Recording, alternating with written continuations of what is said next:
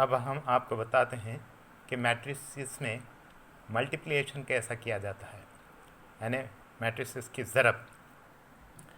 इसके उसूल थोड़ा सा जमा और जो तफरीक़ है मैट्रिसेस की, उससे थोड़े से डिफरेंस।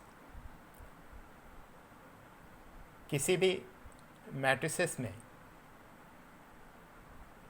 ए मैट्रिक्स का बी मैट्रिक्स से ज़रब होने के लिए ज़रूरी होता है कि ए मैट्रिक्स के जो रोज़ है उसके अरकान की तादाद बी मैट्रिक्स के कालम की तादाद के मसावी होना चाहिए, तभी वो दोनों में ज़रब होता है। यहाँ पे ये किया जाता है कि पहले रो के अरकान को, यानी ए मैट्रिक्स के पहले रो के अरकान को बी मैट्रिक्स के पहले कालम के अरकान से ज़रब दिया जाता है, और वो ज़रब के जो अराकीन होते हैं उनके दरमियान प्लस की अलामत रहे। फिर उसी पहले रो के अरकान को, यानी पहले मैट्रिक्स के दूसरे मैट्रिक्स के दूसरे कॉलम से भी ज़रब दिया जाता है। यहाँ पे एक मिसाल मैं आपको बताऊंगा। ए एक मैट्रिक्स है 2×2, इसके 2 रोज़ है, और बी एक मैट्रिक्स है, इसके 2 कॉलम्स है, यानी ये भी 2×2, 2 रोज़ 2 कॉलम, ये भी 2 है, यानी ज़रब होने के लिए ये यानी मुनासिब है। ए ज़रब बी, यानी ये मैट्रिक्स ज़रब ये मैट्रिक्स, बी मैट्रिक्स ज़रब। यहाँ पे हम पहले ये पहला रो ले रहे हैं, ए मैट्रिक्स का पहला रो, इसके 2 अरकान 3 और 2 है। उससे बी मैट्रिक्स के पहले कॉलम के अरकान को ज़रब देते हैं।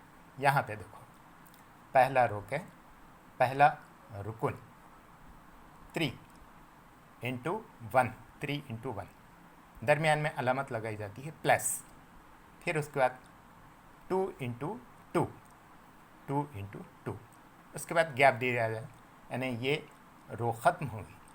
लेकिन फिर उसी रो को दूसरे मैट्रिक्स के दूसरे कॉलम से भी ज़रब देना है।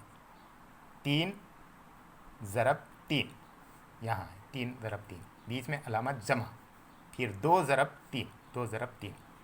उसी तरीके से अब ये पहला रो ख़त्म हो गया पहले मैट्रिक्स का, और पहले मैट्रिक्स का दूसरा रो शुरू करेंगे। वो ख़त्म होने के बाद इसके अरकान 2 और 1 है, यानी 2 ज़रब 1, 2 ज़रब 1, फिर 1 ज़रब 2, 1 ज़रब 2, फिर इसी को दूसरे कॉलम से भी ज़रब देंगे, 2 ज़रब 3, फिर 1 ज़रब 3।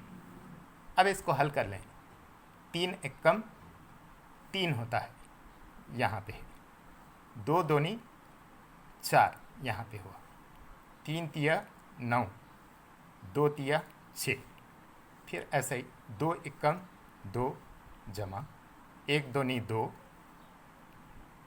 फिर 2 तिया 6, बीच में जमा 1 तिया 3।